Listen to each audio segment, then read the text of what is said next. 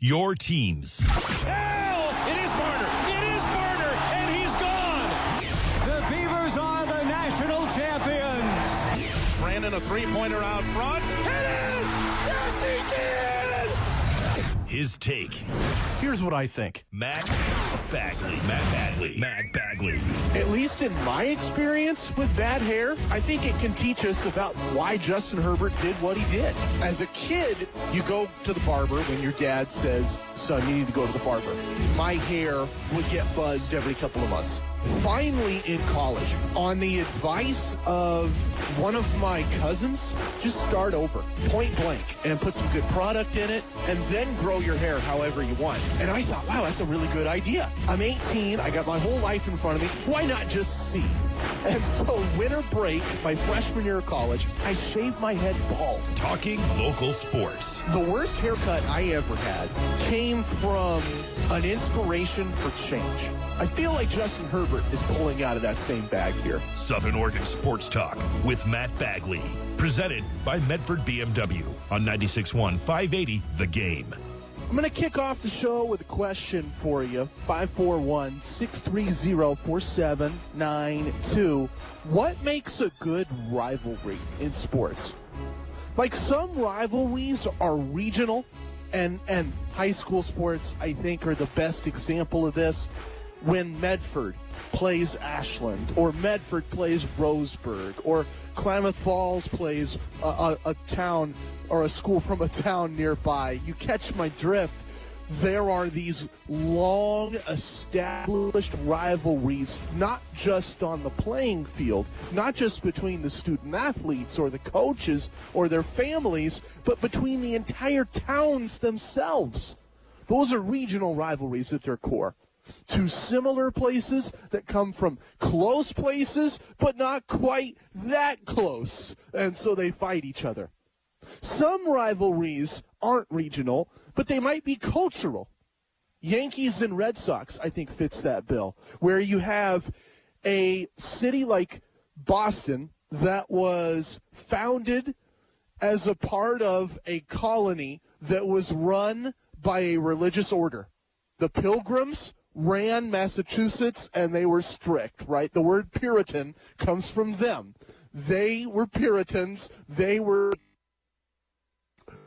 dictators ruling their lives. To New York, a colony pretty much only founded to make money. The Dutch didn't care about what they wanted to do. They didn't enforce their way or the highway on everybody. We don't have a word in our language that means dictatorial or strict that comes from how they were and how mean they could be at times. New York is a radically different town culturally than Boston. It's been that way forever, right? So you have that great rivalry. Some rivalries are forged when two great teams battle each other. And I think about the Colts and the Patriots as a great example of that, where there's not really a regional tie-in. One team is from the Northeast. The other team is from the upper Midwest. There's not really a cultural tie-in. Nobody really hates the upper Midwesterners that much. Can't really get on for that. There's no great Indianapolis and the New England area. One predates the other by hundreds of years. And yet, in sports, that has become a rivalry because the Colts and the Patriots would battle in AFC championship games every year. They would battle for Super Bowls every year. So they hate each other. Next question for you. Once you answer that one, what makes a good rivalry? 541-630-4792. Next question is, what makes the Oregon-Washington rivalry? Where do you think that fits on the spectrum? Is it regional? Is it purely Eugene and Seattle are in the Pacific Northwest, and so they battle for supremacy to be the best in the Pacific Northwest? Do you think it's cultural? Do you think there's a cultural battle going on between the forces in Eugene and the forces up in Seattle?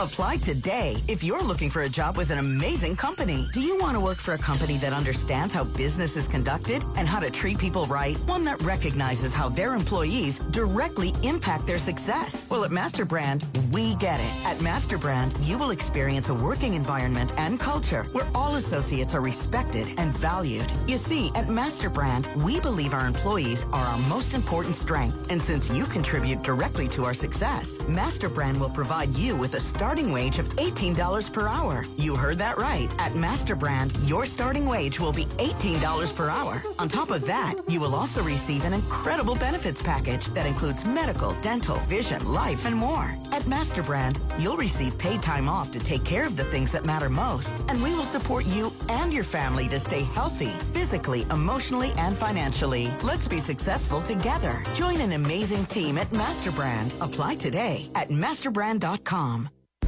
Southern Oregon Sports Talk with Matt Bagley. Talking local sports. Weekdays 4 to 6 p.m. on 96.1 580 The Game. Sorry about that, folks. I keep catching these internet dropouts, and the only thing I know what to do is fire a break. That kills the dead air, and that way I can try to get a semblance of my show back for you. Some rivalries are regional. Some rivalries are cultural. Some rivalries are both. Or sometimes it's something else entirely, where you have two great teams with nothing else in common except they win and they play each other in important games. Where does Oregon-Washington fit in all of that? Is it regional? Is it cultural? Is it something else? Let me know. 541-630-4792. I think it's a little bit regional, and I think it's a little bit cultural. I think what you have with Seattle versus everybody, right? So not just Seattle versus Eugene, Washington versus Oregon as institutions, but Seattle versus, say, Portland in rivalries. The Sonics and the Blazers, or the Sounders and the Timbers in soccer. What I think you've seen is one team is established, one team is older. Seattle is older as a city. And the other team is usually younger, more upstart. Portland is younger than Seattle as a city, less developed than Seattle, less big than Seattle. And so you see this big city, smaller city thing, rivalry, feud. It's cultural, but it's also regional because they're both in the Pacific Northwest vying for supremacy of the region. I think you see that to an extent with Oregon and Washington because you have arguably the two biggest schools in the Pacific Northwest going to battle against each other year in, year out. And you have two schools that are similar, but not identical culturally. Seattle is not Eugene. And there's things that are emphasized at the University of Oregon that aren't emphasized at the University of Washington, and vice versa. So I think that those are aspects in it, but I just find myself fascinated by that rivalry. And I ask you questions about it at the start of the show, because if I look at some of the other rivalries, say at Oregon, right, their rivalry with Oregon State, I feel much more confident with that one. That one is a pair of regional rivals. That one is a Eugene versus Corvallis. That one is there's literally an hour's separation between those towns. And I think if Oregon happened to be in Corvallis and if Oregon State happened to be in Eugene, there aren't that many cultural differences baked into that rivalry. It's just the regional differences. It's the regional aspect of it. I think that's a big deal there. You look at, say, how Washington is with Washington State. It's the same thing. Seattle versus the Palouse. That isn't really a regional situation where you have, say, two teams in the same town vying for supremacy, but it's certainly a cultural one. Where does the Oregon-Washington rivalry fit in your mind? Let me know. 541-630-4792. Okay, I got a lot to get to tonight, so I'm not going to hit that one too hard in the opening segment. Let's go to Game 6 of the World Series. Max Fried gets cleated by accident. And I'm still in shock about that injury. I still can't believe that happened. And I can't believe what happened after the injury. Max Fried with the Atlanta Braves. Here's what happens after he gets cleated by Michael Brantley. 0-2 pitch. Wow, what a job by Max Fried. An infield hit, then that play at first. And he goes right through Correa, Alvarez, and Gurriel. So he gets cleated in the ankle, and it looked gruesome. I said last night on the show, I saw the highlight of it after it happened, and I winced, and I said I don't want to look at that ever again for the rest of my life. Looked really serious. No outs in the top of the first. Runners are on base, multiple runners on base, and Max Fried pitches through it and plays the game of his life. That is one of the coolest baseball stories of the year, and one of the coolest baseball stories I can remember in a long time. The Braves win the World Series because of effort like that. Cleated in the ankle. I would have walked out of the game right after that. I probably cried and screamed in agony after the game after that. And he stays on the mound, and he deals. Like into the 6th and 7th inning, and he's still under 100 pitches. That was a maestro performance from Max Fried and the Braves, and they have the World Series title because of it. Kudos to Atlanta. Kudos to performances like that, playing through pain, playing through adversity, and winning a championship. What a story, too. Some more things here to start the show. 541-630-4792 if you want to chime in on any topics. Joey Mack is going to join me at 4:30. Kyle Clements talking high school football. He's going to join me at 5:15 as we look ahead to the first round of the state football playoffs. North and South Medford advancing. And let's get you audio from the big story in the NFL today. This was on NFL Network this morning. And I swear it came a moment after I poured myself a cup of tea, and I thought to myself, what am I going to talk about tonight on the radio? I genuinely had no idea. And then Ian Rappaport, well, he broke this. Aaron Rodgers is out for Sunday's game against the Kansas City Chiefs, according to colleague Tom Pelissero. He has tested positive for COVID-19. The reason, Mike, that we know that Aaron Rodgers is out for Sunday is, as sources have told you and I, he is unvaccinated, which means he is out a minimum of 10 days, assuming he has no symptoms. We do not know right now whether or not Rodgers has symptoms. We will obviously find out more as we go throughout the day, and as we gather more information, we will certainly be sure to share it. So you know where I stand on this. I got my vaccine last March. I got my second vaccine at the end of that month. I had 1 day of side effects. I moved on with my life, and I never got COVID. So I consider that a win. I got my booster shot 2 weeks ago. Same deal. Groggy for a day.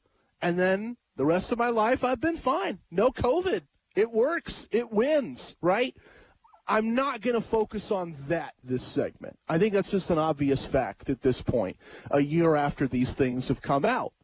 What I want to talk about is the simple fact that Aaron Rodgers will miss at least one game, maybe more.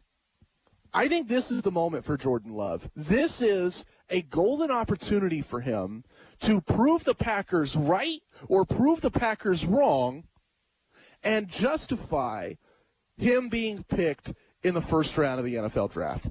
We knew that Green Bay had other needs.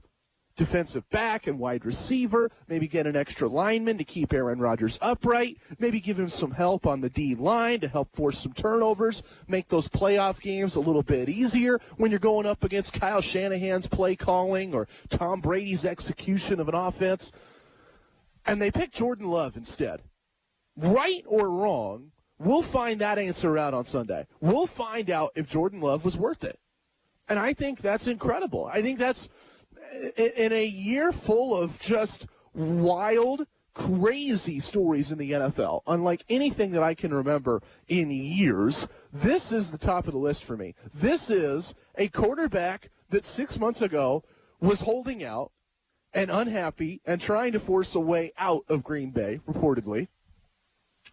staying with his team, starting with his team, and then in the middle of the season, we find out that he needs to step away, and his replacement that everybody questioned all offseason, everybody wondered, is he good enough? That replacement now gets a chance to prove himself. Was Jordan Love the right pick years ago? We're going to find out Sunday. I'm excited for that. I want to hear from you. 541-630-4792. One last thing this segment. I'll just get this out of the way real quick. I have a question for you. I'm curious what your answer might be. 541-630-4792. The college football playoff rankings came out last night, and Oregon is in the top 4. They are the number 4 team in America. Does that surprise you? What did you expect to happen instead? And if you did see this coming, tell me why. Southern Oregon Sports Talk, presented by BMW. I've got thoughts, and I'll share them next. Plus, Dusty Baker after his Astros lose Game 6 of the World Series and get eliminated. I've got thoughts. I've got some audio I want to share with you. Mario Cristobal, he was asked about Jimmy Lake's boneheaded comments I shared on the show yesterday. Here's Coach Cristobal's reply. And let's talk about what happened in Las Vegas yesterday, because I think the Rodgers story is big. This one's right up there with it. Southern Oregon Sports Talk, presented by Medford BMW on 96.1, 580 The Game. Hello, Southern Oregon. Joe Tate here, General Manager of Medford BMW. You can feel it in the air. Fall is here. Whether you enjoy hiking or camping, seeing the leaves change colors, or watching your favorite football team, fall is the perfect time to make a change with what you drive. Is your family ready to grab the wheel of the ultimate driving machine with power and performance that only a BMW can offer? Or are you ready to take home a new-to-you car, truck, or SUV? We have you covered here at Medford BMW. We have the best pre-owned inventory with Toyotas, Hondas, Fords, and Chevys, just to name a few. Plus, when you purchase from Medford BMW, you get the world-class service that we're known for. So give us a call at 541-774-8450 or shop 24/7 at medfordbmw.com. We're remarkably affordable pricing, world-class service, and absolutely unbeatable deals come together. Adopt US Kids presents Multiple Choice Parenting. Your daughter just had her first breakup. Do you A, put yourself in her shoes? How could he do this to you? And for Sheila, she has split ends. B, console her? Oh, sweetie, this is going to happen a lot. 4, maybe 5 more times before you get married. C, take charge? Got to get this all straightened out. Give a little talking to, man to man, mano a mano. Hey, Steve. It's now a good time? No? Okay, no problem. Bye. Or D, help her find a new boyfriend? I know a great place to meet boys. The internet. Nice, single boys. Never mind. How about some ice cream? As a parent, there are no perfect answers. But you don't have to be perfect to be a perfect parent. Thousands of teens in foster care will love you just the same. For more information on how you can adopt, visit adoptuskids.org. A public service announcement from the U.S. Department of Health and Human Services, Adopt U.S. Kids, and the Ad Council. Southern Oregon Sports Talk with Matt Bagley. Talking local sports. Weekdays 4 to 6 p.m. on 96.1 580 The Game. We know the top 4 in the college football playoff rankings now. The committee announced their opening 4. Still a lot of time to go, but the opening 4, the first 4 of the season so far. It's Georgia, Bama, Michigan State, Oregon over everybody else. Oregon over Ohio State, Oregon over Cincinnati, over Michigan, over Oklahoma. Does that surprise you? 541-630-4792. I would expect it did. I would expect that you were surprised, because I know I was surprised. I thought the committee would stick it to the Ducks. And if Oregon had gone unbeaten, it would be undeniable. Oregon would be a top 4 team in America. But I thought the argument against Oregon boiled down to you lost at Stanford. You lost to a middle-of-the-road Pac-12 team this year. Sure, that's a good program in years past. That's a coach everybody on the planet has respect for. Stanford has some bad losses this year. You can't lose to Stanford. I thought the committee would hold that against Oregon. But the committee didn't, and instead held Ohio State's loss to Oregon against Ohio State. So kudos to the committee. I think they got it right. If your determination of who's the number 4 team in America comes down to Oregon and Ohio State, I think you pick Oregon right now, all things else being equal. The Buckeyes have one loss. It just happens to be against Oregon. That's the difference. The difference for now. We'll get into what could happen later. We'll get into whether or not Ohio State can pass Oregon. I think there's a chance, though I'm not as bullish on that as others. I'll tell you why, and a few other things later on in the show. Joey Mack will get his thoughts in as well 10 minutes from now. Let's get you audio from the post-game presser last night. This is after Game 6 of the World Series. Braves win, and I thought that Dusty Baker, of all people, did an excellent job to really take the high road. Manager of the Houston Astros, here's what he said immediately after the loss. First, I'd like to, above all, just say congratulations to Brian Snitker and the Braves and the town of Atlanta. And, yeah, it's tough. But you know something, you gotta keep on, keep on trucking, and that gives you even more incentive next year. Way to take the high road. I feel that pain in his voice. I don't know if there's going to be a next year because I think, if I remember correctly, he is at minimum the second oldest manager in baseball. I think Tony La Russa is a little bit older than him, and then he's number 2 on that list of the oldest managers in the game. But credit to Dusty Baker. And I've said this from the onset. I rooted for Houston, and it was so hard for me because just like you, I don't like what they did 2 years ago, 3 years ago. I don't like the fact that baseball was broiled in a cheating scandal because of one team's garbage antics. I don't like that. It was bad for the game. It was a stain on the sport. And it was a terrible lesson for young kids everywhere when these guys would be championed as superstars and legends when they clearly cheated and tried to hide it and downplay it. I had a tough time rooting for Houston because of all of that. But I rooted for Houston purely because I wanted to see Dusty Baker get a ring. I think he's one of the truly best guys in baseball. Someone that loves the game, someone that shows that love on his sleeves and in every aspect of his life, and someone that I think had been deserving of this moment for a long time in his career. Came close with the Cubs, couldn't get it done. Steve Bartman has a thing or two to say about that. Came close with the Giants, couldn't get it done. You could say what you want about that, Giants fans. I know you've got thoughts on Game 6 and some management of pitching, but ultimately that was just a close series that broke the other way, right? Just like this one. Can you pinpoint one bad decision, one costly mistake that doomed this series? I think the Braves just outplayed Houston. So I rooted for Houston in this series. I rooted for Dusty Baker to get a ring, and I root for him even more now after those comments there. There's a lot of directions you could take it. There's a lot of frustration that you could vent, and instead he immediately thanks the other team for outplaying him. Congratulates them and celebrates their moment. I think that's classy. 541-630-4792. Again, Joey Mack is joining me in 5 minutes. We're going to talk Ducks. We're going to talk college football playoff rankings, and a whole lot more.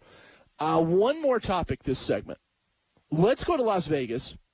I just barely glanced on this topic yesterday, and I have the same approach tonight. I'm not going to beat your head in with this, but I want to talk about Henry Ruggs getting arrested, getting cut from his team today, and his future and that impact on his team and on the sport. It came out this morning that prosecutors said in court his blood alcohol content was twice above the legal limit 2 hours after the crash. That's bad. They said that his car was going over 150 miles an hour right before the crash. That was bad. And there are pictures surfacing of Henry Ruggs in a neck brace in court this morning. Also bad. Ultimately, I'm not a judge and I'm not a lawyer, but this does not look like a case with any holes in it. This does not look like something that a $1 million lawyer can weasel their way out of. This looks like something that will haunt Henry Ruggs for the rest of his life. And it bears repeating what I said yesterday. You can make dumb mistakes. And he's in his young 20s. I just got out of my young 20s. I'm 29 right now, going on 30 in February. You can make young mistakes at that age. You can do stupid things that you'll regret for the rest of your life at that age. But don't do that. Right? Some mistakes, some regrets aren't enough. Some mistakes will haunt you forever. And in this case, he killed someone and harmed his body.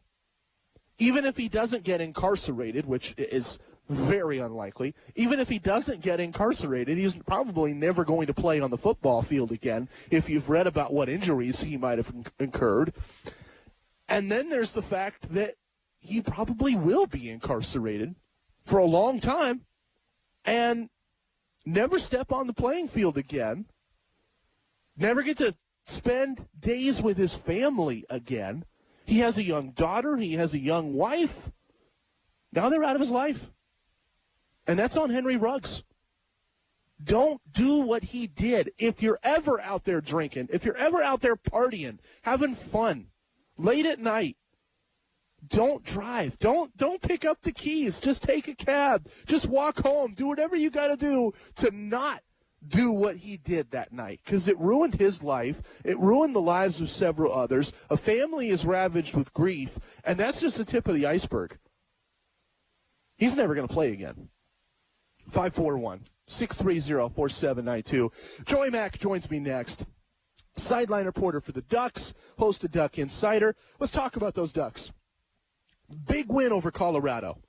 Now, how do they make it a big win over the rival, Washington? And how do they keep that number 4 playoff spot? Joey Mack with thoughts. He'll share them next. Southern Oregon Sports Talk, presented by Medford BMW. 96.1, 580 The Game. You can buy the best and say for sure that'll make you happy, don't you know? And we came along with this little song so you know where to go. Hey, it's Lamont here from Orly's Stoves and Spas. Are you thinking about a spa or swim spa for this Christmas? Orly's has you covered. We are Southern Oregon's largest Cal Spa dealer with over 50 units in stock now. Don't forget to ask us about our easy financing. Have you been thinking about a new wood or pellet stove? Come in now and start saving big on your heating bills. Orly's has Southern Oregon's largest inventory of wood, gas, and pellet stoves. With over 80 models in the showroom, we have something for everyone. Hurry into Orly's for a record-breaking 26% tax credit off qualifying wood or pellet stoves and installation. Are you a qualified technician or installer? Orly's is looking for a few good people to join our team. Orly's Stoves and Spas at the corner of Delta Waters and Crater Lake Highway. Jackson County, we are so close. Hi, my name is Lynn, and I got the vaccine because I wanted to protect my 2 grandchildren who are too young to be vaccinated. I have a husband with a cancer diagnosis, and I think it's my patriotic duty to protect the vulnerable in our community. The vaccine is safe. Hi, my name's Rosie, and I got vaccinated because I wanted to protect my family and I wanted to protect my community. And I want to get back to teaching face-to-face because I love my students and I want to see them in person. The vaccine is effective. I'm Bonnie, and I got vaccinated because I spent 3 weeks on a ventilator. I survived death, and I've had the urgency since I've been home to share this with people, to make the right choice and be responsible to help others from ever being put at death's door. The vaccine is safe. effective, and saves lives. Jackson County, we are so close. This message is from Jackson County Public Health.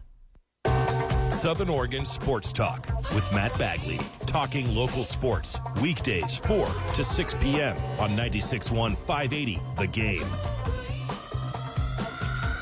Hi, everybody. Welcome back to Southern Oregon Sports Talk, and I hope you enjoyed this conversation right now. On the phone line is the host of Duck Insider, sideline reporter for the Oregon football broadcasts. Very soon, the days are ticking down. He's going to be back behind the mic for play-by-play of the Oregon men's basketball team as well. Joey Mack, my guest. Let's start with football, Joey. College football playoff rankings came out last night, and Oregon is in number 4 in America. Did you expect that? I don't know, man. The college football playoff rankings are always so all over the place that it's hard for me to sit here and say, yeah, totally expected, but it's also hard for me to sit here and say, whoa, such a surprise. I mean, look, at the end of the day, I think that it's great from an Oregon perspective that the committee took into account the bizarre happenings of the Stanford game. And really what I mean by that is that Oregon was without its offensive coordinator day of. You know, they had no time to plan for what it was going to be like to not have Joe Moorhead there. And the Ducks were able to overcome that early, but then they weren't able to overcome that and some other things late. So, you know, I think it's great that the committee takes all that into account. That's what they're supposed to do. That's why the committee exists. I'm all for that. Now, if I'm a Cincinnati fan right now, probably a little bit upset. If I'm an Ohio State fan right now, get over it. You lost to Oregon at home. And there was nothing wrong with that game from a operational standpoint, coaches not being available. Shoot, Kayvon Thibodeau didn't even play in that game, really, and C.J. Verdell gets hurt in that game, Matt. So, yeah, you know, all in all, I guess now that I'm talking my way through it with you, it's not a huge surprise to me. I think that a lot of those decisions, that's why the committee exists. Now, here's the other thing, though, Matt. These first rankings don't matter. Does everybody remember that Mississippi State was the very first number 1 in the college football playoff ranking reveal and the first time they ever did it? Mississippi State didn't make the playoff that year. There's been a lot of teams that have been in the rankings at some point in the season, didn't make the playoffs. So Mario Cristobal will tell you that the Ducks just have to go 1-0. Yeah. They just have to go 1-0 every week, and then things tend to take care of themselves. Yeah, I like that little bit of history there because you're right. Mississippi State was in – that first year was full of a lot of wonkiness. TCU and Baylor were both in the committee shows almost every week. Neither school got in. A lot of weird stuff there. But Oregon gets in over Ohio State for 1 week. And I was surprised. I'm kind of like you. I wasn't quite sure what they were going to do. I'm kind of at a loss for words on how to ask this question. I'm just curious from where you stand. If Oregon wins out, do you think that's enough to get in? Well, judging from what's gone on in the rest of the college football landscape, I think that it gives Oregon a great chance. I mean, should they not be in based on if everybody who is still on the board right now with a 1-loss or a no-loss team goes undefeated, should they get in? I mean, I think so. I mean, that's a 1-loss conference champion at the Power 5 level. And if everything else holds true, I mean, the Ducks should be right there. So, I mean, I think that should be enough. Now, you know, our friend Steve Tannen, though, 95.3 The Score in Eugene, Matt, he always talks about how, look, as soon as you lose a game, your destiny is not in your control anymore, right? So, and I think that there's a lot of truth to that. I mean, it's very rare for teams to go undefeated. That's why the playoff exists, right? Because it's supposed to kind of level the playing field for all those 1-loss teams in the history of college football. Well, it's very difficult to go undefeated, but as soon as you lose, I think that it's a really fair point that you don't control your destiny. You do need help from someone else around the country. And, you know, I think that is true. So should Oregon's resume be good enough to get them in if everybody goes undefeated from this point out? I would say so, but I'm also a Pac-12 guy that thinks that the Pac-12 is pretty good, and the Pac-12 doesn't get a lot of love because the East Coast doesn't watch the Pac-12. Right. And that's neither here nor there in this conversation, but yet again, Matt, at the end of the year, if everything does hold true and say the same top 6 teams go undefeated from here on out, that's a heck of a debate. And it's a debate that the Pac-12 as a conference doesn't want to have again, that's for sure. Yeah, I agree with you on that East Coast comment, though I think the folks behind the committee might say otherwise. Oregon over Ohio State still blows my mind. Joey Mack, my guest, talking Ducks, talking college football, and maybe a little bit more as well. Oregon throttles Colorado last Saturday. I loved that game. I loved that response. Ducks coming out early, making a big statement. What stood out to you the most in that win? Well, I think the fast start. I mean, you get out to a 21-0 lead, and that's what the Ducks needed to do. You know, I said that the keys to the game last week were start fast, stop the run. For the most part, Oregon did that. Gave up some chunk plays in the passing game. That's why Colorado got back into it, maybe a little closer than the Ducks would have liked. Did reinsert Anthony Brown to sort of put that game away. But, I mean, Matt, look, you get out to a 21-0 lead, you hang on to it. That's what you're supposed to do if you're a top 10 team against an unranked team at home. And an unranked team that has a losing record in Colorado. I mean, that team is struggling right now. So, all in all, that's what stood out to me. I also think that Anthony Brown's play has been really, really good the last 2 weeks, completing nearly 80% of his passes in the last 2 weeks. And then it's also worth noting, Matt, Travis Dye has scored 8 touchdowns in the last 3 games. Mm-hmm. He has been ridiculously good. That has stood out to me, really. That has stood out in a big, big way to me. Because Travis Dye, Matt, I mean, just what an awesome story. I mean, that's a guy who has really been through it. He and C.J. Verdell are this 1-2 punch. Now he's got to really be the haymaker on his own, right? And that's what he's been doing. Scoring 8 touchdowns in 3 games is something. And the amount of yards from scrimmage that he's put together this year, he did a lot of that last year. But the fact that he's doing it again this year when he doesn't have C.J. Verdell, the proven commodity, with him in the backfield, I mean, that's impressive. Though, I mean, you got to give a shout-out to Byron Cardwell, too, Matt. I mean, he had 18 yards per carry, really effective when he was in there. Travis Dye actually said a couple weeks ago that Byron Cardwell reminds him of C.J. Verdell. Thought you saw some of that with his running style and his burst, the way that he hit the hole. I think he is similar to C.J. Verdell. Still got a lot to prove, but that's an apt comparison for Travis Dye to say that Cardwell is a lot like Verdell. Yeah, that's a strong comparison. I think about the Cardwell touchdown in that first half where it happened so fast, Jerry didn't quite know what was going on, right? It was a 5-yard run, and then, and he's going to score. He may score a touchdown. He might score a touchdown. He will score a touchdown. Joey Mack, my guest, you mentioned all those touchdowns by Travis Dye. You covered his brother as well. Who's the better Dye? Oh, I can't answer that. There's just no way to be able to answer that question. You know, let's just say that the Thanksgiving Dye backyard football games must be next level. I mean, an older brother that played at UCLA, Troy's in the NFL, Travis doing what he's doing at Oregon, and you know, I would wonder if on those Dye Thanksgiving pigskin days, if they are, you know, of course, dancing to Shout.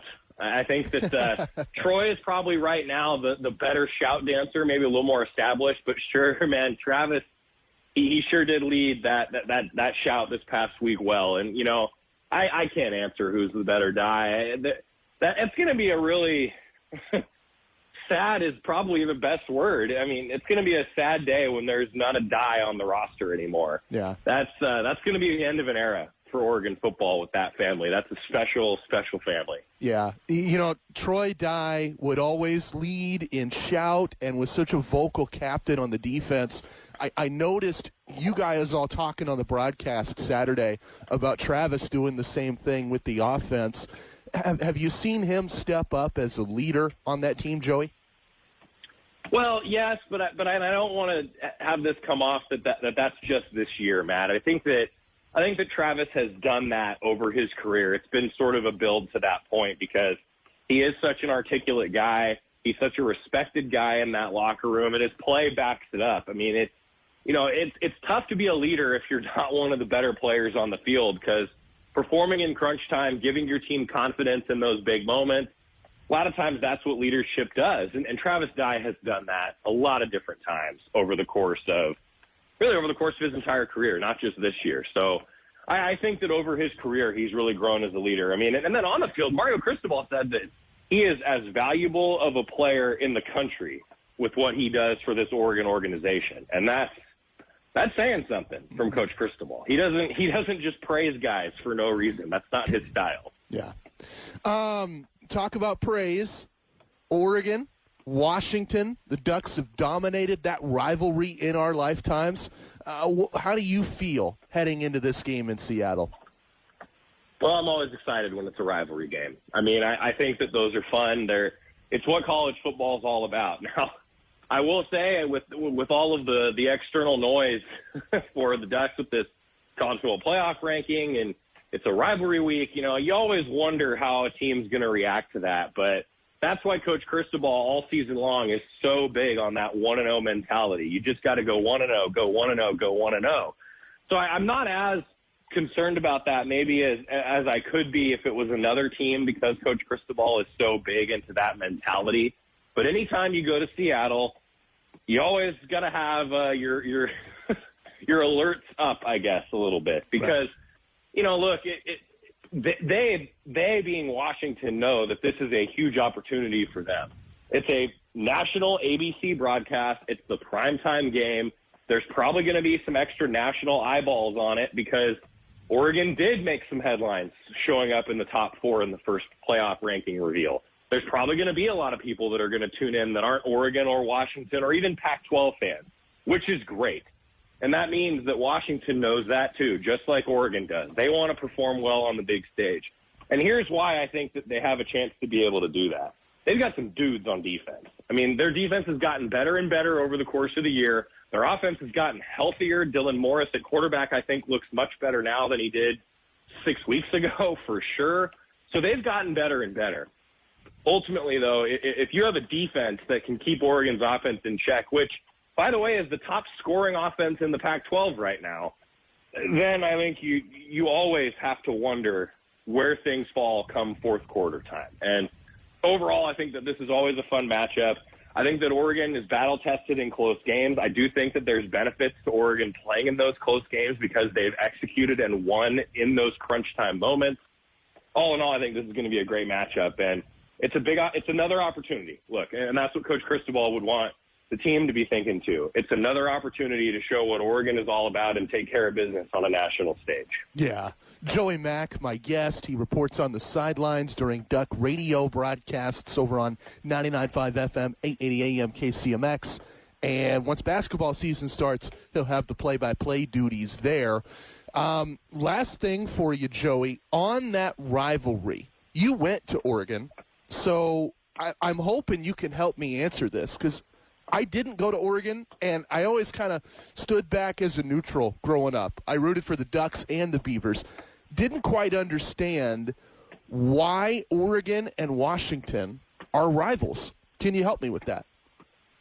Well, the history of it would be that there's a difference between your big in-state rival and then maybe the other rival of proximity. I think that there is something to be said for that. It's kind of like how Washington State, I think, sometimes would maybe view Oregon as a rival because the Cougs have had success against them. There's been some big-time games between those two programs. I think a lot of it is proximity. But, I mean, if you really want to get into the history lesson, Matt, I mean, I'm the first to admit that I can talk about it from my perspective being a student and growing up rooting for Oregon, but also there's a lot more to it than that. I mean, there's a longer history of big games, coaches that do one thing that a fan base doesn't like on both sides of it. I mean, there's a lot of those things that go on around a rivalry. We all know that. I also do think that there's something to be said, though, for if you're the largest public school or the largest school in a state of proximity, that's going to lead to a natural rivalry. And that's what Oregon and Washington are. They're the two biggest schools in their respective states. And so I think that the history of it from that perspective, that's why there's a natural rivalry there. It is interesting, though, to think about, who's the bigger rival. And I actually think, Matt, it comes down to the sport. Like, I think that some football programs have different rivals between Oregon, Oregon State, Oregon, Washington State, Oregon, Stanford, whatever. Right. But then maybe like baseball, it's a little different. Softball, it's a little different. Track and field, it's a little different. I think that goes on, and a lot of that is because of the recent success. There's a little bit of recency bias and, coaches that have worked with each other and against each other, student athletes that have competed with each other or against each other. I think that it changes year to year and sport to sport just based on the recent success of the programs. I think, I know that's not like the history answer maybe that you were looking for, but I think that is a big part of it. I think that there's a little bit of recency bias there. No, I like that. I like that analogy. I think that what you're hitting at speaks to when Sabrina and Satu and Ruthie and those great Oregon women's basketball teams would travel to Gill Coliseum in Corvallis. It was a sellout crowd, and it was a hostile one, right? They wanted to beat the Ducks. And when Pat Casey's great Oregon State baseball teams winning national championships would take the drive down to PK Park in Eugene, it was a sellout crowd and a hostile one. They wanted to beat the Beavers. I don't see that same hostility in football, but like you're saying, I see that this week. Husky Hate Week, Oregon-Washington, and coverage on News Media, 99.5 FM, 880 AM KCMX, as well as across the Oregon Radio Network. Joey Mack is a big part of that. Joey, wrapping up, do you want to plug the Coach's Show tonight? Coach's Show tonight's going to be a really fun one. Aaron Feld is going to be on. Actually, the strength and conditioning coordinator and coach for the Ducks. Yeah, so talking a little bit about kind of the behind the scenes of the weight room for the Ducks, actually. So Aaron Feld is going to be our guest, and then we've got a ton of different players talking about those rankings, talking about the defense, and really we're going to zero in a bit on the secondary tonight, Matt, because Verone McKinley went out at one point, got the wind knocked out of him. The Ducks lost Steve Stevens in that game. They had to have a guy, Lucas Nolan, who had taken scout team reps all week, step in and play in that game against Colorado, and he did a great job. I think that's kind of an interesting storyline to talk about. It looks like the Ducks are getting healthier in the secondary. Jordan Happel expected to be back. Optimistic about some other guys, but that's certainly a storyline heading into this matchup this week. So we're going to talk about that and of course, talk about those rankings and really zero in on a lot of different stuff tonight. Sounds good, Joey. Remember to ask Coach Feld about his mustache wax. I want to know what his regimen is. Aaron Feld, Ducks strength coach, the maniac with the mustache on tonight's Oregon Football Coaches Show. Thanks again for your time, Joey. Hey, you bet, Matt. Anytime, buddy. That was Joey Mack, Ducks sideline reporter, host of Duck Insider, and a whole lot more. Up ahead, I was thinking about it this morning. I didn't know what I wanted to talk about today. I woke up and I'm like, how am I going to prep a radio show? What is going to happen? All I did was check Twitter, learned about Aaron Rodgers, learned about Henry Ruggs, the Braves winning the World Series, the Ducks in the college football playoff. There's so much to talk about tonight, and we'll keep that conversation going next. Don't go anywhere. This is Southern Oregon Sports Talk, presented by Medford BMW. 96.1, 580, The Game. Progressive Motorcycle presents Road Wisdom from the Motor. Half man, half motorcycle. To find your balance, keep riding. And if you stop, put your feet down. So you don't fall. Progressive Motorcycle also presents Roadside Assistance. Progressive Motorcycle, for those who were born to ride. Progressive Casualty Insurance Company and Affiliates. Susan, it's so great to finally be able to get together again. Oh, it sure is. And I really appreciate you picking up the bill. I'm happy to. I've got the extra cash. Since we've all been driving so much more again, I've been using Get Upside, the free gas app that pays you cash back for every gallon of gas you buy. Wait a minute. Are you saying you actually get paid cash when you buy gas with the Get Upside app? Yes, up to 25 cents a gallon. Cash back every time I buy gas. Does that actually add up to anything? Some months I make $200 to $300. Wow, that's serious extra cash. I'm downloading the free Get Upside app now. Download the free Get Upside app now in the App Store or Google Play to save up to 25 cents a gallon when you buy gas. Use promo code AUTO for a 25 cents a gallon bonus on your first tank. That's up to 50 cents a gallon on your next fill-up. You can cash out anytime to PayPal or an e-gift card for Amazon and other brands. Just download the free Get Upside app and use promo code AUTO for a 25 cents a gallon bonus on your first tank. That's code AUTO. At Rogue Credit Union, we don't answer to shareholders. Instead, we return earnings back to our members.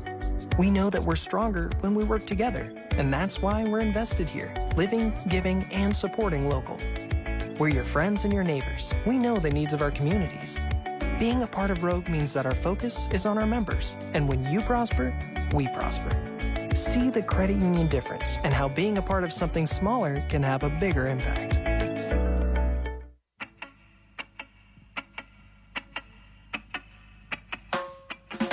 Southern Oregon Sports Talk with Matt Bagley. Talking local sports. Weekdays 4 to 6 p.m. on 96.1 580 The Game. Joey Mack just gave you his thoughts on the rivalry. He said, I think Washington is a football rival, but Oregon State is for every other sport. And we talked about women's basketball and how when Sabrina and Ruthie and Satu Sabali, that great Oregon trio that beat the U.S. women's national team a few years back, and I will go to my grave believing would have won a national title if COVID hadn't happened. When they would go to Gill Coliseum, Oregon against Oregon State would sell that gym out, and 20,000 people would show up to boo and taunt and make the lives of Ruthie and Sabrina and Satu miserable. They wanted to beat Oregon. And vice versa, when the Oregon baseball team would welcome Oregon State to their friendly confines at PK Park, thousands of people would pack those stands and rock their green jackets and green and yellow hats and boo and taunt and try to make the Beavs' lives miserable. They wanted to beat Oregon State. I think that Oregon has a main rival in all other sports, and then for football, they have Washington. I'm curious what you think. 541-630-4792. Talk about that rivalry with Washington. Mario Cristobal tried his best to respect them today. He didn't want to give them any motivational material here. Coach Cristobal, talking about what the Huskies do right.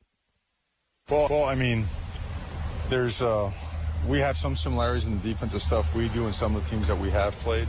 I think in this conference you'll see a 40 to 60% carryover week to week. There are some things, and they do some really unique things as well. Just all in all, it's a very talented outfit. Some really good football players. I think that Washington's defense is something to watch for on Saturday, but after watching these teams all fall, I can't convince myself that this game is that close. Washington going up against an FCS school in Montana, they couldn't beat them. Oregon going up against Ohio State in Columbus, and you know what happened. Quite simply, the Ducks have played a better schedule, and the Ducks have a better standing out of it. So I just can't tell myself that Washington's defense will single-handedly carry the Huskies on Saturday. Maybe that happens, but I think this Oregon team is going to give them fits. They haven't played a side like the Ducks this year. Oregon State, they lose to Cal last weekend. They're going to try to bounce back against Colorado. I think they needed a wake-up call. I think you could argue the best thing that could happen to the Beavers was that loss in Berkeley, because it doesn't really change their destiny. If they win out, they still have a shot at the Pac-12 North, right? They would have 2 losses in the conference. Oregon would have 2 losses in the conference if Oregon State wins out. But I think they needed a wake-up call. The missed throws, the fumbles, the turnovers. I keep going back to a play on Cal's touchdown drive in the second quarter when they marched down the field and made it 17-3. On that drive, Cal got one huge play. It was a run-pass option on like 2nd and 6, and nobody followed their responsibility. Defensive ends are supposed to hold the edge, and linebackers are supposed to do what's called a scrape, where they start inside and then crash back outside. Corners are supposed to stay home just in case the play breaks to the outside. What does everybody do? They follow the ball. And so Chase Garbers fakes to a back. They follow the ball. They think the back has the ball, and he pulls the football and veers down the left sideline for like 25 yards. Humongous play. That can't happen again for the Oregon State defense if the Beavs want to win. They needed that wake-up call on Saturday. Last thing here. This is the moment I knew, beyond a shadow of a doubt, the Atlanta Braves could, in fact, go all the way.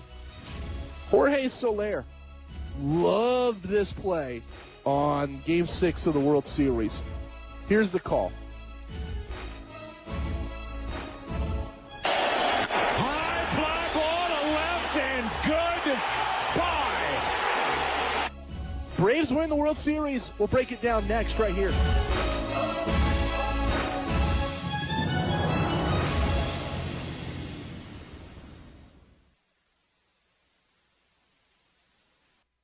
Friend both need a job that provides on-the-job training, flexible schedules, and competitive pay? Harry and David Careers presents their version of BOGO. Bring a friend, get a job. Now through November 5th, Harry and David is offering a $250 referral bonus for both you and your friend if you stop into the Harry and David Employment Center and get hired together in an operation position. For more information, text or call 541-864-2082. It's Harry and David's BOGO. Bring a friend, get a job event now through November 5th. Go to the Harry and David Employment Center today. Comfort is more than a feeling. It's the pride knowing your heating and cooling system is performing at a high level of confidence. That's why Lamb Air Heating and Air Conditioning is partnered with York International as the only certified York dealer in the Rogue Valley for commercial and residential spaces. York has redefined home comfort with unparalleled efficiency, convenience, and reliability. Maintaining your heating and cooling system is a huge part of preventing costly repairs. Join Lamb Air's Lion's Den preventative maintenance program. This keeps your warranty up to date and ensures your system is ready for the upcoming season. Plus, get discounts for sales and service being part of the pride. Visit online at lamb-air.com. Lamb Air not only installs York systems, they repair and service all makes and models, along with 24-hour emergency response. If it's time for a new system, repairs, or you have a system emergency, Lamb Air and York International are here for you. Call Lamb Air at 541-476-6978 or 541-772-8260. Pride and performance. Attention men under the age of 35. You know what really impresses the ladies? When a guy has a few drinks and later gets pulled over for buzzed driving. That could cost you around $10,000 in fines, legal fees, and increased insurance rates. There goes let's grab dinner and a movie. Oh, I know. You drive more carefully when you're buzzed. You've proven that hundreds of times. A woman admires that kind of confidence. And you've practiced how to speak if a cop does pull you over. Slowly, clearly, and politely like, "Good evening, officer." A woman admires that kind of foresight. And what woman doesn't find it adorable that you call it buzzed even though the law calls it drunk? You could kiss $10,000 goodbye, along with any chance of having a girlfriend. Because nothing says I'm a catch more than a guy who lives in his parents' basement and calls it my place. Buzzed, busted, and broke. Because buzz driving is drunk driving. A message from the National Highway Traffic Safety Administration and the Ad Council. They'll challenge your authority because that's what kids do. But this car is your territory. And in here, your word is law. So when you say you won't move until everyone's buckled up, you won't budge an inch until you hear that click. Never give up until they buckle up. A message from the National Highway Traffic Safety Administration and the Ad Council.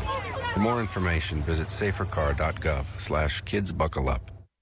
Jim Rome is on CBS Sports Radio. The Phoenix Suns are good, really good, and extremely tough. They are built for this. Their offense is good, but they get after you on defense. They'll lock you up, and they will punish you in transition. I bring this up because the Suns were supposed to be a team that was inexperienced when it came to the playoffs. A team that was supposed to melt under all the pressure and expectation. They're that good, and they are that dangerous. Weekdays, 9 a.m. to noon on 96.1 580 The Game.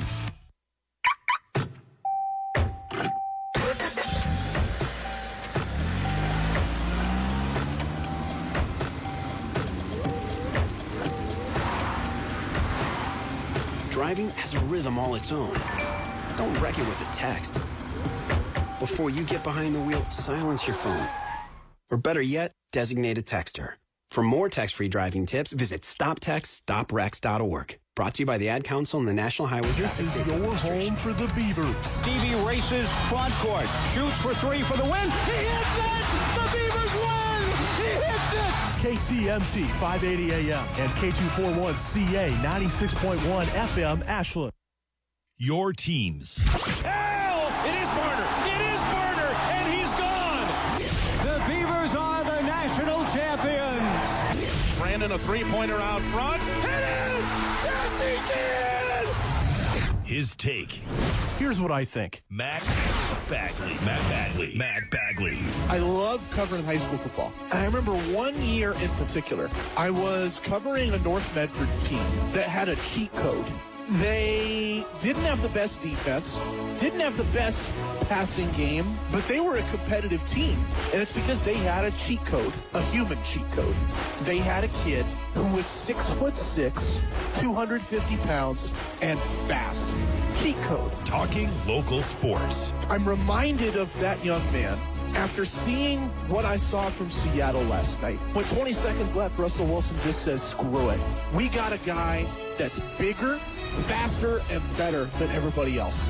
And he heaves a prayer for that guy. DK Metcalf is the Seahawks human cheat code. Southern Oregon Sports Talk with Matt Bagley. Presented by Medford BMW on 96.1 580 The Game. I thought we were going to have a low-scoring game in the World Series. I thought we were going to have a pitcher's duel in the World Series. And then I realized it just wasn't meant to be after this. Jorge Soler, what a play last night, Game 6. And, of course, that's the moment my internet decides to just give up. Let's try this again in a second here as the Braves have a big play and win the World Series. Jorge Soler. Do I have the call? Yeah, I do have the call. Okay, here we go. Try number 2. Jorge Soler, Atlanta Braves, as they win Game 6. High fly ball to left and goodbye. Soler with a monster blast into left, and the Braves lead 3-0 here in the third. Big play for the Braves. They weren't done. They tack on one more later on and pitch a shutout. Game 6 of the World Series. Kudos to Atlanta. I said all series, I thought this one was going to go 7. I thought these teams were too evenly matched, but the Braves offense really had no match.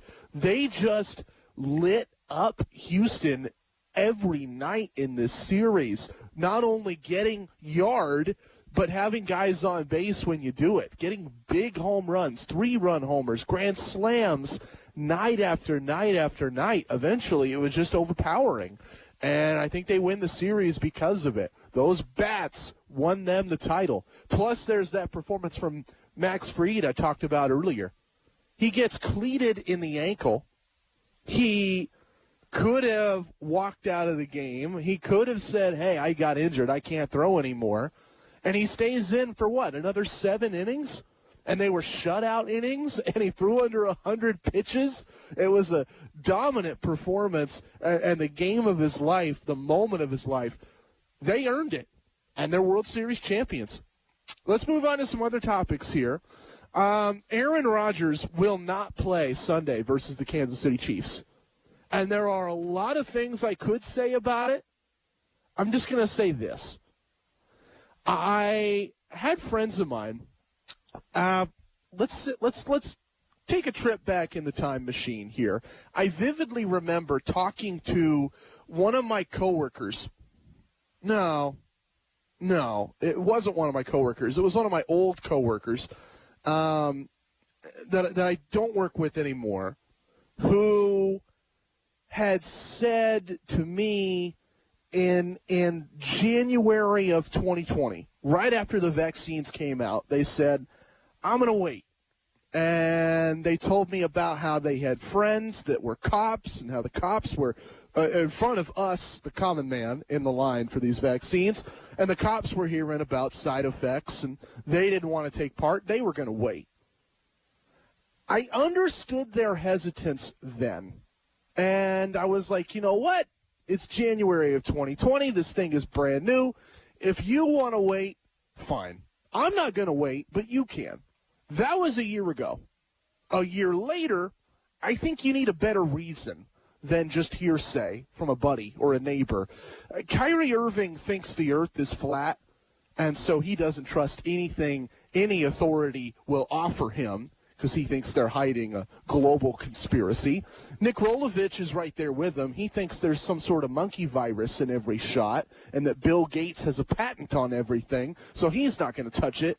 And the story that I keep reading is that Aaron Rodgers is into all these new age medicine hoax fixes. Like, reportedly, his girlfriend eats clay. She thinks that helps her body with its alkaline levels, which is just a big load of phooey. And she is a big believer in what they would call homeopathic treatments. Not vaccines, not really anything effective, just a lot of stuff to sell to stupid people. Those aren't good reasons to turn down the vaccine. Those are unhinged reasons. And it's costing each of those people their jobs. Right? Nick Rolovich got fired. Kyrie Irving can't play for the Nets. He's not going to make any money. And Aaron Rodgers is out at least 1 week, maybe more. All because of their ignorance, really. And I'm just going to leave it at that. I think people were inclined to have an approach a year ago that just doesn't fit right now. Knowing the facts, knowing what we know, it just doesn't make sense to me why these people can turn down something that's so simple and free and right there in front of them. And instead they'll eat clay or talk about there's monkeys in the shot. It's just it's unhinged. Mario Cristobal, talk about things that are unhinged. I think the media wanted him to dive into a debate with Washington head coach Jimmy Lake. Somebody asked him, when Jimmy says, we don't compete with Oregon, we compete with better schools like Notre Dame and Stanford and USC, does that get made into bulletin board material? Here's Coach Cristobal and his response to bulletin board material. Does Oregon even use bulletin board material? Bulletin board material, does that resonate at all? No, it never really has, but I'm familiar with the concept, but it doesn't, it's not the thing for us. I'm sure guys here and see things, but, we're just very real. We don't ignore, we acknowledge, we move on. I love Mario Cristobal. I've said before, I think he's one of the more blunt coaches in interviews, and he dominates when he interviews. He has a presence about him, a swagger about him. Some guys aren't comfortable when they're getting pressed with questions. Mario Cristobal is always on top of it. He's in his element. All that said, that's one of the only times I've ever heard Mario Cristobal blatantly lie to the media. There is no way on earth that Oregon doesn't use bulletin board material. Everybody uses bulletin board material. How could you not? Imagine being a player on this Oregon team and being told by the head coach of your opponents on Saturday that you're too stupid to get into that school, that Washington didn't want you, quarterback or running back or wide receiver on the Oregon roster. They don't even think about recruiting you. They're trying to get the guys that go to Notre Dame and Stanford and UCLA. If you hear that, how is that not bulletin board material? How does that not fire you up? Now, maybe Mario Cristobal doesn't make that a emphasis in meetings. Maybe he's not, say, using the team meeting every day with his roster to go over that interview. But you can't tell me the players haven't heard this. You can't tell me the coaches, the assistant coaches under Mario Cristobal haven't emphasized this. And you can't tell me that doesn't make these kids work that much harder on Saturday and over the week to win on Saturday. Of course Oregon has bulletin board material, but Mario Cristobal can't say that. He doesn't want to give any ammunition to the other side, even if the other side were the ones that gave him the ammo to begin with. He's not going to touch it. So he comes up with that lie, and it made me laugh. I think it's the first and the only time I've ever heard him talk that way to the media, and I'm curious if he ever has to do it again. In the NFL, Rich Bisaccia, head coach of the Las Vegas Raiders, boy, he has a tough job this year. Takeover for John Gruden midseason, and now, hey, your number one wideout just got arrested. He killed someone. And not only will he not play for you, he may never play another down in the league. Rich Bisaccia noticeably was concerned, and yet at the same time, I think today in his press conference tried to refocus the conversation where it really should go. Here's Rich Bisaccia trying to do the best he can to discuss this. First of all, we want to express our sincere condolences to the victim's family. A person lost their life yesterday morning, and we think it's important to keep focused on that as we talk about this tragic event. We're deeply saddened for everyone affected, especially the victim's family. It's the right approach. It's the right focus. I think we all need to remember, yes, the Raiders lose a number one wideout, someone that I think was poised to break out this year, someone that had obvious playing ability to succeed at the highest levels of professional football. But at the same time, there is a family that has lost a daughter, a mother, a friend. There is another family that loses a husband and a father because he's going to be incarcerated most likely. And there is a decision made that now has ramifications that will haunt Henry Ruggs for the rest of his life. And that has to be the focus here. There is death, there is grief, there is loss on all sides, and it's way more important than such and such football team loses a player, unfortunately. 541-630-4792. Let's change gears again. Let's talk with Kyle Clements next. He is the play-by-play voice on Friday of South Medford's opening round playoff game. Now, you can hear that over on News Media 99.5 FM, 880 AM KCMX. I'll be right here on the game covering North Medford football in the first round. And I want to talk high school football for a few minutes because we got a great, compelling story here. Both of the North and South Medford high school football teams advanced to the state playoffs. That was not expected last week. North was going to move on. Pretty much everybody guessed it. South, they were going to end their year. They were going to lose on Friday night. They were going to miss out on the playoffs. But they won, and they won convincingly. An upset for the ages that those kids will be able to think fondly of for the rest of their lives. We'll talk about it next. We'll talk about what's next for South Medford, what's next for North Medford, and I'll pick the brain of Kyle Clements. He's gone through another year of high school football broadcasts with us. What's he learned? What's he liked? That's all headed your way next. Southern Oregon Sports Talk, presented by Medford BMW. Comfort is more than a feeling. It's the pride knowing your heating and cooling system is performing at a high level of confidence. That's why Lamb Air Heating and Air Conditioning is partnered with York International as the only certified York dealer in the Rogue Valley for commercial and residential spaces. York has redefined home comfort with unparalleled efficiency, convenience, and reliability. Maintaining your heating and cooling system is a huge part of preventing costly repairs. Join Lamb Air's Lion's Den preventative maintenance program. This keeps your warranty up to date and ensures your system is ready for the upcoming season. Plus, get discounts for sales and service being part of the pride. Visit online at lamb-air.com. Lamb Air not only installs York systems, they repair and service all makes and models, along with 24-hour emergency response. If it's time for a new system, repairs, or you have a system emergency, Lamb Air and York International are here for you. Call Lamb Air at 541-476-6978 or 541-772-8260. Pride and performance. My part-time service in the Army National Guard makes it possible for me to be more for the community I call home. I'm a better neighbor because my service has taught me how important it is to be a team player. My training helps me in my classes when I give attention to detail to the task at hand. My service also allows me to be there for my community in ways others can't. I help my hometown recover after nature strikes. My service in the Army National Guard allows me to keep my country and those I care about safe from threats. I also work with a network of professionals that help me succeed. Also, the Army National Guard's education benefits make getting a higher education a reality.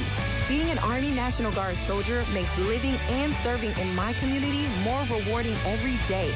Learn more about how you too can live and serve part-time close to home by visiting NationalGuard.com. Sponsored by the Oregon Army National Guard. Aired by the Oregon Association of Broadcasters and this station. Okay, forest animals, today is a new day. Kids are coming to the forest, and it's up to us to make their visit a good one. Sparrow. Yes? Have you practiced the most popular bird songs for the year? Of course. Catchy. I like it. Okay, River. Dude. How's the temperature? It's a refreshing 52 degrees, man. Perfect for a little riverside shoeless relaxation. Ah, good. Owl, you here? Course. Who's asking? I am. Look, you know the drill. Sleep during the day, scare the kids at night. Perfect. I love my job. Oak Tree? What's up? Still in the same place I left you last year. That's what I like. Consistency. Well, it's not like I'm going anywhere for the next couple hundred years. I know. I love it. Turtle. Turtle. He's not here yet, man. He's late every morning. You'd think he would have learned by now to leave the night before our meetings. Okay. Squirrel. Has anybody seen Mr. Squirrel? The forest has been preparing just for you. Visit a forest near you today. To learn more about cool things to do in the forest, visit discovertheforest.org. Brought to you by the U.S. Forest Service and the Ad Council. Southern Oregon Sports Talk with Matt Bagley. Talking local sports. Weekdays 4 to 6 p.m. on 96.1 580 The Game. Hey everybody, welcome back to Southern Oregon Sports Talk, presented by Medford BMW. I'm joined by Kyle Clements, who helps broadcast high school football games for us. He's dabbled on 96.1 580 The Game and on our sister station, 99.5 FM, 880 AM KCMX. He's going to be there, 99.5 and 880 Friday night, covering South Medford football in the opening round of the state playoffs. Now, Kyle, you were with me on Friday night when South won the Black and Blue Bowl. Big local high school rivalry game. How surprising is it that you get to say, I'm following this team again in the playoffs? Yeah, I mean, it's very surprising. Just taking a look at their season as a whole, starting out 0-5, 0-6, you just think, well, maybe this is one that it's just a season you write off. You did graduate a lot of linemen. Pretty much the entire offensive line is brand new. Deacon had not been playing well through the first few games. So, you're thinking to yourself, maybe this is a season you write up. But, wow, what a performance from Deacon on Friday night. What a performance from the entire team Friday night. Andrew Walker especially was incredible. And I'm really glad that I get to call another South game. Yeah, you mentioned Deacon Edgar, South Medford's quarterback, a returning player from last season, someone known for his heroics last spring, and then Andrew Walker, the deep threat wideout that has just crazy fast wheels. I've seen him burn coverage every game, and he did so again last Friday. That was your first ever Black and Blue Bowl, right? It was. What did you think about it? The atmosphere was just incredible. I had done North home games and South home games, but seeing both of the teams out there together, both sets of fans getting rowdy, and how about the marching bands playing together at halftime and before the game? It's just really cool when the whole community comes together. Yeah. Kyle Clements, my guest. He's been covering high school football for us this fall, and he'll have the call on 99.5 FM, 880 AM KCMX when South Medford goes to Summit High School in Bend this Friday night. Have you ever covered you covered a game in Bend earlier this year, right? Yeah, with South, second game of the season going to Bend. That was the Lava Bears, though. Yeah. Bend's a beautiful place. I'm excited to make the trip out, and it should be a fantastic game. It's the playoffs, Matt. Anything can happen now. Oh, yeah. Yeah, I know. So South Medford, like you said, they get off to a really rough start September and October, stacking up a bunch of losses before rattling off a couple W's in their last few games. I think going 2-2 in their last 4. And now they go into the playoffs, a heavy underdog. But I feel like if they play the way they did Friday, they can get an upset. Do you feel that way? I agree. And, we talked about this before the game on Friday, before the Black and Blue Bowl. You asked what I thought the X factor would be. And I'm going to go back to that. I think it's going to be Bill Singler. I mean, he's been here for 20-plus years. He knows pretty much every team in the state inside and out. And, I'm going to say he had them prepared and ready to go last Friday. I'm expecting he'll have them the same way. Yeah. Yeah, veteran coaching, I think that'll prove pivotal on Friday night. The lessons that he can give and the lessons his team can learn from him. Yeah, I think that pretty much covers the bases. I guess I could ask you about North Medford. Black Tornado lose the Black and Blue Bowl last Friday. I'm going to cover them up in Kaiser Friday night in their opening round game against McNary. How do you feel about the Black Tornado as they begin the playoffs? I feel a little better about them than I do South. But I also said that last Friday, and look what happened. Yeah. So, you and I saw McNary this year. They're a different team than the last few years. They're not this sub 500 team that just kind of hangs around anymore. They're going to hit you in the mouth early and often, and we saw that when they played South Medford in the opening game of the season. So North it's gonna be a tall order for North. Yeah, that's a good McNary team. I'm with you. We saw them in September. They're going to put up a lot of points. What's the biggest concern for North Medford on Friday, Kyle? I'm going to say biggest concern is going to be the defensive line. I think they had 0 sacks on Deacon on Friday night. They really couldn't really stop the run, and then they got burned in the flats too. And this is I don't want to take anything away from North Medford. They have had an incredible season. They went toe-to-toe with Sheldon a few weeks ago. So this is a team we know can compete with the best teams in the league. But I'm sure Nathan Chin feels the same way. They gave up a lot of yards to South Medford. Yeah. Kyle Clements, my guest. Hey, you mentioned that Sheldon game. That was right in your backyard. You literally live right next to Sheldon High School. What's life in Eugene like for you these days? Oh man, it's great. The city is buzzing after the rankings came out yesterday.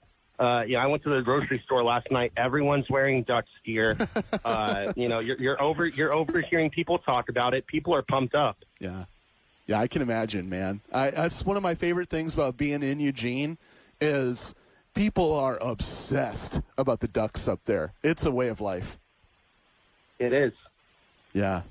I'm curious, now that you've covered high school football for a season, lots of games in Medford and Eugene and Bend and elsewhere, do you have a favorite place? Favorite place to call the game? Yeah. Yeah, for me, it's Beach. I mean, it's just there's just something magical about it. And the Black and Blue Bowl last Friday just kind of solidified that. When that place is packed and the line is out the door, and you've got the hot dog vendors on the street. I mean, it's just it's a different feeling than anywhere else I've been. Yeah, Spiegelberg Stadium in Medford. I love that venue, and I'll say this. I part of it is I'm spoiled. I'm a brat working in the media, but I love the fact that we get a press room to ourselves up at Spiegelberg where we don't have to share space with anybody else. And then I love the history in that building. Like, there's been so many great state playoff games and so many sellout games over the years. And you mentioned Black and Blue. It's got 2 covered grandstands, which is rare. Most schools will have, say, 1 covered grandstand and then 1 little shack for visiting fans if they want to battle the elements. Spiegelberg is different that way. And then the fact that once a year, at minimum, you're going to have a sellout crowd on both sides of those stands, I think that's special. Yeah, I absolutely agree. It's just, it's just a different feeling than any other stadium you walk into, especially on game day. Yeah. Kyle Clements, my guest. He's been broadcasting games for us all fall. South Medford and North Medford. I'm going to have the call of North Medford's first-round playoff game Friday night at McNary up in Kaiser near Salem. That game airs right here, 96.1, 580 The Game. Kyle will be in Bend as the Panthers take on Summit High School over on 99.5 FM, 880 AM, KCMX. Any parting thoughts, Kyle? Anything else you want to talk about? I'm just going to go back to the Ducks getting ranked 4. Yeah. I think that's something that, really rejuvenated this city here in Eugene, and it's going to be fun to watch them down the stretch. And, you and I talked yesterday, we might have a true war for the roses. The last game of the season, Civil War, Oregon State making the trip down the 5. It's going to be an exciting time. Yeah. How confident are you that Oregon can hold that ranking and reach the playoff? If Ohio State wins out, and I mean, truly just wins out, it's going to be tough. But Oregon still has that win over Ohio State, and that's in Columbus. I think that's why they're ranked number 4.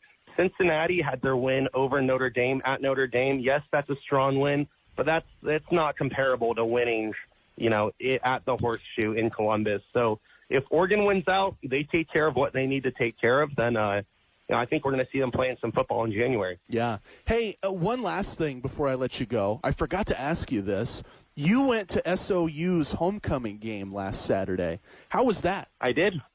It was awesome. It's an experience. Ashland on game days, it's just a fun town. They had the food trucks out. They had the brewery trucks out. It's a fun time. Yeah. The game came down to the wire. Didn't exactly go SOU's way, but it started about 2 hours later than usual. We had lightning delays. But I mean, nobody left their seats. I mean, the place was packed come kickoff, and it was just a fun experience. Yeah. I'm always curious because every time I do a game in Ashland, like if I cover an SOU game for one of the road teams, they'll usually pay for a broadcaster. Whenever I cover a game for one of those road teams and I'm in Ashland, I have to park like a mile away because there's so many fans parking and tailgating and just going crazy at 8 or 9 in the morning. How was your parking for that game? Yeah, the parking was a mess. We actually got lucky. It's a small elementary school that's about half a mile walk from the stadium, so we were able to just leave the car there and walk over. But yeah, you're right. They get started early over there in Ashland. 8 or 9 is that's a good time frame. It always blows my mind. I grew up in the Valley. When I think of Ashland, I don't think of diehard, crazed football fans, but people really come out for that team. They do. Yeah, absolutely. Kyle Clements, my guest. He's an SOU alumnus.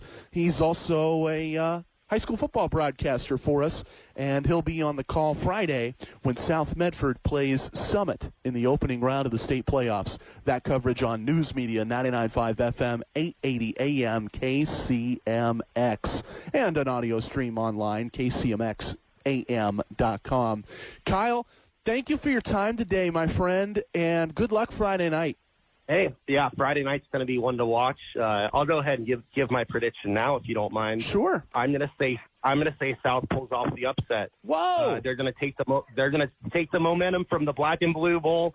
Bill Singler is going to have them ready and fired up and ready to go. He's been here before. Give me South 24-21. Okay. All right. Wow. Yeah, let's hope that Bill Singler doesn't get word of that. Let's hope that nobody in South Medford passes that along, because could be a jinx, but I know it's not intended that way. I'm with you. I like their chances Friday night. I think it's going to be a really fun game. Thanks for that, Kyle. Yeah. You just gave me something to chew on the rest of the week. Yeah. All right. Kyle Clements, up ahead. I might dive into that. Maybe if you want to call in and talk about that, you can. I never go too crazy on the local stuff anymore. But Let me know what you think about that, Southern Oregon. 541-630-4792, and I'll be back on the other side with more. Big day in the NFL and college football, and we may have an upset in the state playoffs Friday night. That's all headed your way next. Southern Oregon Sports Talk. You can buy the best and say for sure that'll make you happy, don't you know? And we came along with this little song so you know where to go. Hey, it's Lamont here from Orly Stoves and Spas. Have you been thinking about a new wood or pellet stove? Come in now and start saving big on your heating bills. Orly's has Southern Oregon's largest inventory of wood, gas, and pellet stoves. With over 80 models in the showroom, we have something for everyone. Hurry into Orly's for a record-breaking 26% tax credit off qualifying wood or pellet stoves and installation. Are you thinking about a spa or swim spa for this Christmas? Orly's has you covered. We are Southern Oregon's largest Cal Spa dealer with over 50 units in stock now. Don't forget to ask us about our easy financing. Orly Stoves and Spas at the corner of Delta Waters and Crater Lake Highway. Are you a qualified technician or installer? Orly's is looking for a few good people to join our team. Friend both need a job that provides on-the-job training, flexible schedules, and competitive pay? Harry and David Careers presents their version of BOGO. Bring a friend, get a job. Now through November 5th, Harry and David is offering a $250 referral bonus for both you and your friend if you stop into the Harry and David Employment Center and get hired together in an operation position. For more information, text or call 541-864-2082. It's Harry and David's BOGO. Bring a friend, get a job event now through November 5th. Go to the Harry and David Employment Center today. Dave, what are you doing? Just sending a gift to Dave 2037. Who? Me in the future. I save a little money from every paycheck as a gift to Dave 2037, so he can spend it on things like anti-gravity boots or a hologram Doberman, something cool like that. I think Dave 2037 deserves it. He worked hard. What are you getting Steve 2037? I guess I was thinking Steve 2037 would just fend for himself. Well, all right, but don't expect to be borrowing my anti-gravity boots. You want to have money in your future? You got to start saving now. Putting some money from every paycheck into a savings account or contributing to your 401k can make a big difference later. Put away a few bucks, feel like $1 million. For free ideas and easy ways to save, go to feedthepig.org. That's feedthepig.org. Hey, let's just hope Steve 2037 doesn't get his hands on a cold time machine, because he is going to come back here and knock some sense into you. This message brought to you by the American Institute of Certified Public Accountants and the Ad Council. From opening night to Super Bowl 56, don't miss a second of the NFL's biggest season ever. Hi, this is Kurt Warner of Westwood One. Join our crew each week for the best primetime NFL action. Thursday, Sunday, and of course, Monday Night Football. Listen to the NFL's brightest stars on Westwood One, the exclusive radio home for every primetime NFL game. Right here. Covering football all year long, 96.1, 580 The Game. Southern Oregon Sports Talk with Matt Bagley. Talking local sports. Weekdays 4 to 6 p.m. on 96.1, 580 The Game. Just had Kyle Clements on the show. He'll be covering South Medford High School football play-by-play Friday night. Panthers going to Summit High School in Bend. I'll have North Medford right here on The Game. See, that's north right here, 96.1 and 580. South on 99.5 and 880. Opening round of the state playoffs. Should be a lot of fun. The Blazers tipped off earlier tonight. It's 72-65 Cleveland over Portland midway through the third. And the stat that pops out to me, Cleveland went 6 of 7 from 3 and shot 65% from the field in the second quarter. That's bad. Portland's D needs to tighten up. And I know it's early, so I'm still going to give them time. I'm still going to be patient with this roster. But I think there were 3 outcomes for Chauncey Billups year one in Portland. Either the Blazers do tighten it up as the season progresses, they figure out his system, they get better at it, and we see wins, or they can't tighten up on defense because the players aren't good enough, or they can't tighten up on defense because the defense itself can't adjust to players' strengths. I hope the latter isn't true. I don't think the first part will happen. I fear what's going to come of this season is we're going to realize about 60 or 70 in that this roster isn't built to defend the way Chauncey Billups wants it. I want to hear from you. What do you think happens? What outcome do you think is the most likely for the Trailblazers this year? Let me know. 541-630-4792. I was thinking about what happened for Oregon State last Saturday, and I mentioned earlier, I think that it actually could be a good thing Oregon State lost, because even though it drops them down in the standings and they're not going to qualify for a bowl game yet, and, a few other things, not going to get into the top 25 yet, but it's a wake-up call for them, right?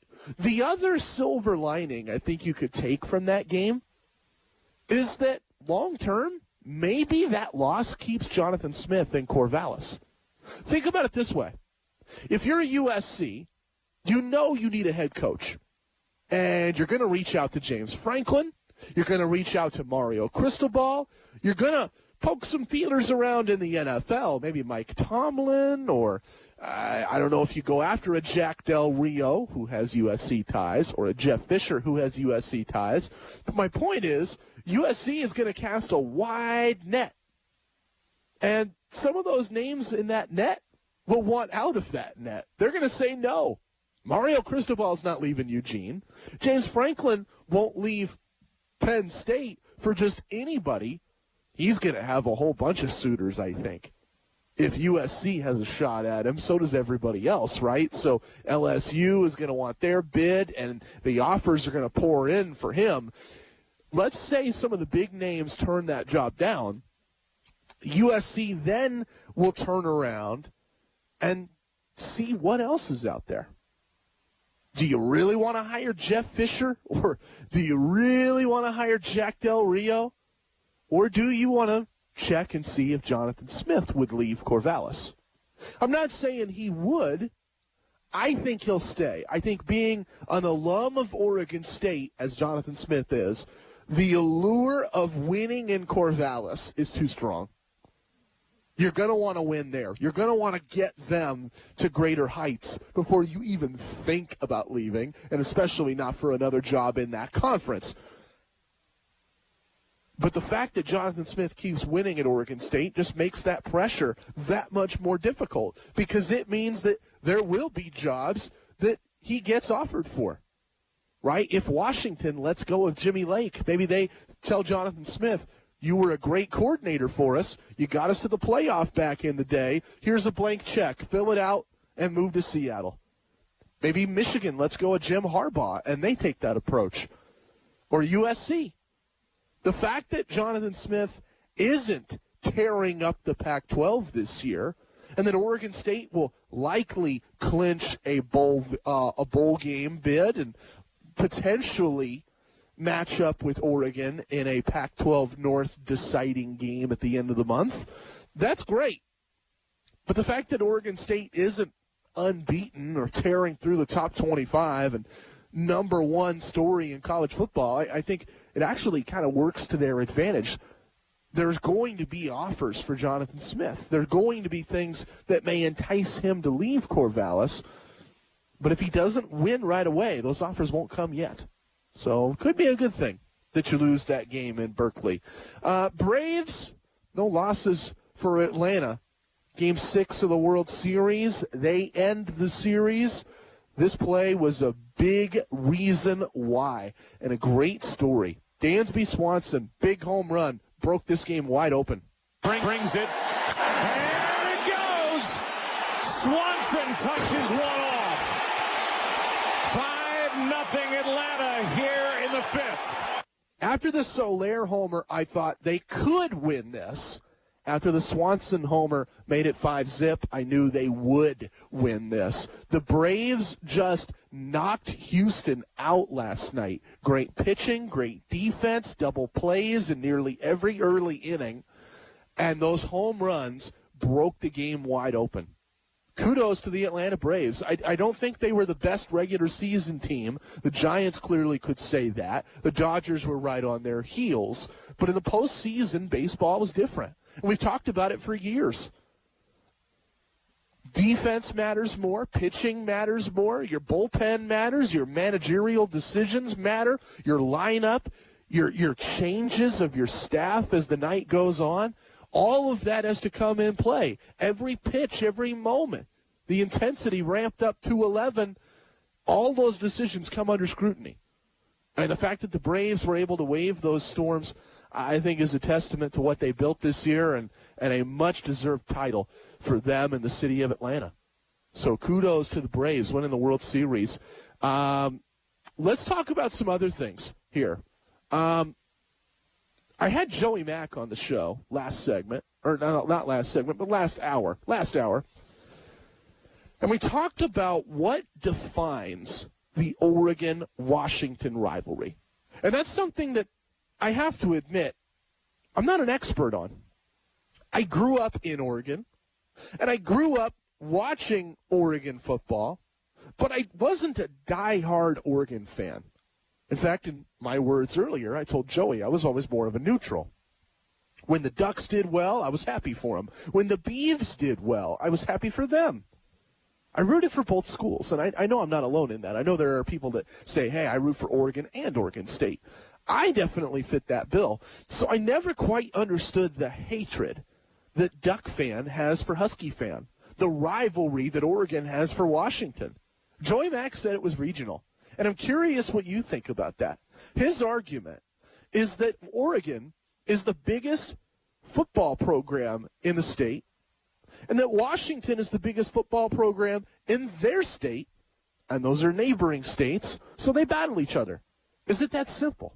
Let me know what you think. 541-630-4792. Or is there something else there? Like Oregon and Oregon State, I think you could definitely say, okay, these are the two biggest football programs in Oregon, and they're an hour away. Of course they'd be rivals. That makes perfect sense to me. With Washington, I don't always understand it. Like, what's the difference between, say, Oregon and Washington or Oregon and Cal? Or the difference between, say, Oregon and Washington or Oregon and Oregon State? It feels like Washington is the bigger football rival, but it should be Oregon State, right? If we're just looking at proximity and looking at schools that are similar, programs that historically, last 30 years notwithstanding, have been similar, it should be Oregon State as the bigger foe. But I feel like Washington is the bigger foe. And Joey Mack, he tends to agree. Curious on your logic there, 541-630-4792. One last thing in this segment, and then we'll move on to a few more things. Oregon gets that number 4 spot in the college football playoff rankings. Will they keep it? And I hinted earlier in the show, I would talk about this. The Ducks are number 4 behind Georgia, Bama, and Michigan State. They are ahead of number 5, Ohio State, number 6, Cincinnati, Michigan, number 7, Oklahoma, number 8. Number 4 in the playoff. Will they keep it? To me, it comes down to a couple factors. First and foremost, you got to win out. There is no scenario where Oregon has 2 losses and reaches the college football playoff. That seems obvious to everybody. So I'm just getting that out of the way right now. Oregon has to win out. The second thing is that if Oregon wins out and Ohio State wins out, a lot of folks believe the committee will use that as an excuse to slide Ohio State past Oregon. And I'm not ready to go there yet. I'm not ready to say the committee will backdoor the Buckeyes into the playoff. At the end of the day, at the end of the year, if a one-loss Oregon team is compared to a one-loss Ohio State team, I think the committee has to use the same logic they did this week. Oregon's one loss came to Stanford. Ohio State's one loss came to Oregon. You have to put Oregon over the Buckeyes. You have to say, okay, head-to-head, this team beat the other one. They're better. They went to Columbus. They dealt with a hostile crowd. They didn't have their best player. Kayvon Thibodeau was in a boot, and they still beat the Buckeyes. That's the argument today. At the end of the year, that could very well be the argument as well. I think Ohio State needs Oregon to lose, and if Oregon doesn't lose, Ohio State needs to watch Oregon struggle. That means you barely beat Oregon State, you barely beat Washington, you barely beat Wazoo. If that happens, that's the argument for Ohio State. Not that they have more quality wins, but that they have bigger margins in their wins than Oregon. If they could say, well, we really were in that game in the fourth quarter, which is garbage. Oregon led by 2 touchdowns. But that's the argument, is they'll say, we were close with Oregon. It was early in the year. We would beat them now. We're a better team now. If Oregon takes care of business, go into Seattle and spank the Huskies on national TV, and match up with Oregon State at the end of the year, which I hope will be a nationally televised game. Those are the 2 best teams in the Pac-12 North right now. Go to Oregon State, beat the Beavers, beat them soundly, and win all the games in between. Oregon gets number 4 in the playoff. I firmly believe that. 541-630-4792. You get to chime in, and I will dive in on some more topics at the end of the show coming up next. If you had to pick conference champions in the NFL, the teams that will advance to the Super Bowl right now, who would you pick? NFC, AFC. I've got my picks. I'll share them next. Plus, let's talk about Cincinnati. Cinderella got snubbed, and I think it's going to stay that way the rest of the playoff process. And another NFL question for you. With Aaron Rodgers in the news, Henry Ruggs in the news, 2 weeks ago the story was John Gruden. Feels like the soap opera just keeps going on and on and on and on. Is this the craziest NFL season in your lifetime? Let me know. 541-630-4792. This is Southern Oregon Sports Talk, presented by Medford BMW on 96.1, 580 The Game. You're always up for some fun with the family, so you order the essentials, a new board game, some baking supplies, and even a new projector for outdoor movie night. And with the Bank of America customized Cash Rewards credit card, you can choose to earn 3% cash back on online shopping, which could increase to up to 5.25% as a preferred rewards member. Rewards which you can put toward an extra treat that everyone will enjoy, like an old-fashioned popcorn machine. Visit bankofamerica.com/more rewarding and apply now. Copyright 2021 Bank of America Corporation. Hi, this is Dr. Bradshaw from Premier Care Dental. Did you know that a healthy mouth is the window to your overall health, and that a healthy smile free of decay is an important part of a strong immune system? Premier Care Dental offers you a comfortable and stress-free experience as you receive the dental care you need. Do you have missing, failing, hurting, or broken teeth? Premier Care Dental is here for you. We welcome insurance, and if you don't have insurance, we offer our in-house dental savings plan for greater access to quality dental care at an affordable price. Our new patients with no insurance enjoy a free consultation, including exam and x-rays. And if you mention this radio ad, you receive your first implant for $9.90 or your first crown for $7.90. Restrictions apply, and all promotions depend upon a clinical exam.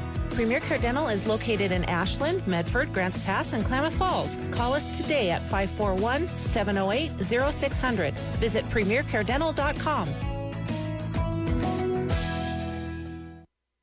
Welcome back to the Dog Show. Up next, we have Satchmo. Satchmo is a member of the Shelter Pet Group. That's right, a group known especially for their couch-snuggling, ball-chasing, face-licking, tail-wagging, backyard-hanging, and, of course, companionship. And what breed would you say Satchmo is? I'd have to go with maybe a lavish terrier-hound chihuahua-looking kind of mix. Tremendous dog. I'd also like to point out Satchmo's coloring, a white, gray, brown, black brindle, simply marvelous. You know, it's such a treat to watch a dog like this. Now, let's see him in action. Look how he makes eye contact with his person. That's actually known as the treat stare. How intuitive.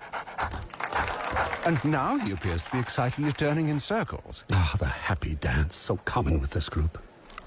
And finally, the loving face lick. It's great how he just gets in there and, well, licks. Fantastic. But really, the best way to know an amazing shelter pet like Satchmo is to meet one. Visit theshelterpetproject.org today. Adopt. Brought to you by Maddie's Fund, the Humane Society of the United States, and the Ad Council.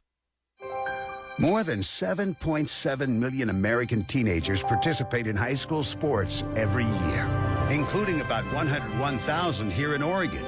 They're all learning essential life lessons, like the importance of hard work, time management, and self-discipline, skills that are helping them become better leaders and more active, responsible citizens. This message presented by the Oregon School Activities Association and the Oregon Athletic Directors Association.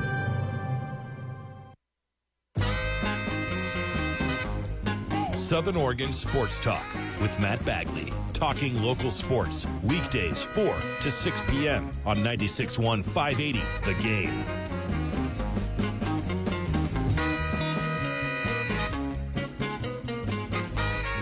This feels like the craziest NFL season of my lifetime. Like, you have weird things that happen in the offseason. That's pretty standard, right? A player gets traded or a coach gets fired.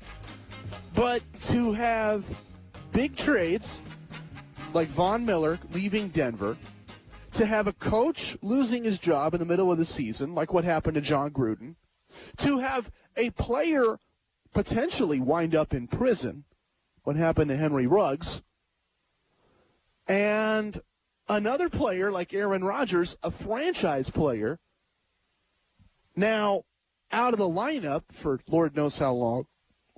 This just is insane to me. It's the craziest NFL season I can remember in a long time.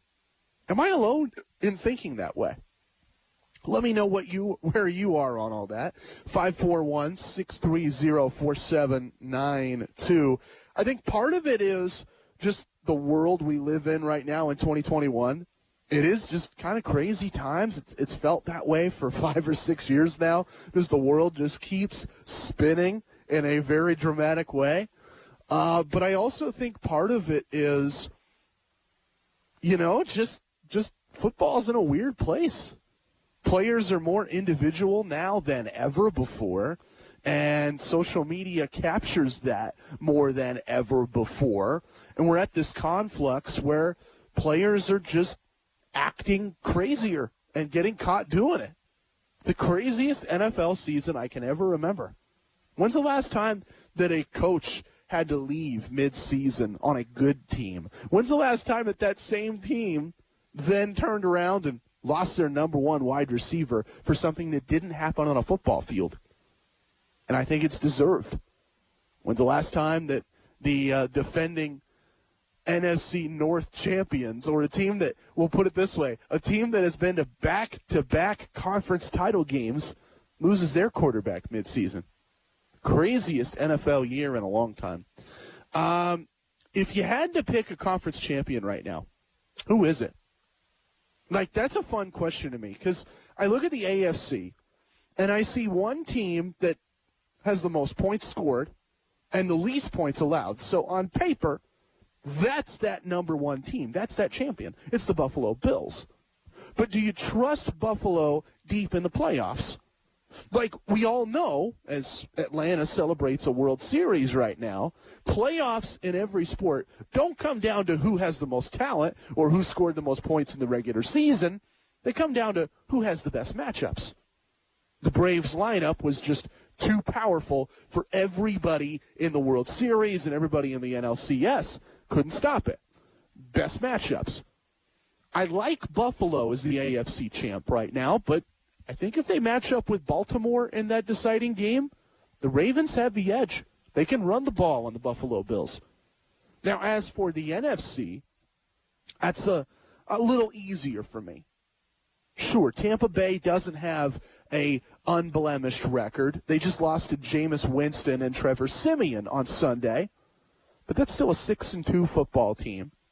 Again, scoring more points than everybody and allowing a decent 183. That's not great compared to the rest. The Cardinals are outstanding on defense. The Cowboys are surprisingly really good on that end of the ball this year. But Tampa still has a respectable number of points allowed. They're unbeaten at home. And ultimately, they got the best quarterback in football, Tom Brady. And I said this last year. Ultimately, what decided the Super Bowl was the fact that one team could go into practice every day in the playoffs and know beyond a shadow of a doubt they had Tom Brady and the other team didn't. They knew the greatest of all time, with all that jewelry on his fingers, was on their side. And that gave them a boost in confidence and momentum every game of the playoffs. They overplayed against the Saints and the Packers, and they shocked the world on Super Bowl Sunday. The Bucs have Tom Brady, and unless he gets hurt, I think Tom Brady and the Bucs are going to go all the way again. So right now it's Bills and Bucs with that Baltimore-shaped asterisk if the Ravens match up in the conference title game against them. Lots of time left. We'll see what happens, but those are my picks, and I'll stick to it. My show is presented by Medford BMW. I'll be back tomorrow, 4 o'clock, right here, and I'll have an hour of talk with you right before the Thursday night games. I'll get my picks. We'll look at Thursday night football and a whole lot more right here. Southern Oregon Sports Talk, presented by Medford BMW.